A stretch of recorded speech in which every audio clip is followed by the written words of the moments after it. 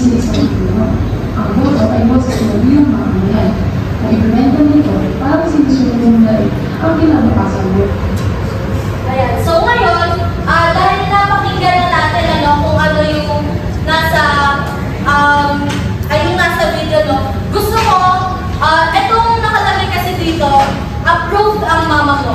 So kung sino, yung gusto niya na, gusto ko yung sinabi ni mama na to, ni mama number 1, kasi sabi niya madami daw pera kapag kinuha natin yung binibigay sa atin ng mga kandidato. Yan.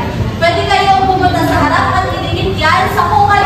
Yung mama ko approve yung mama ko. Approve yung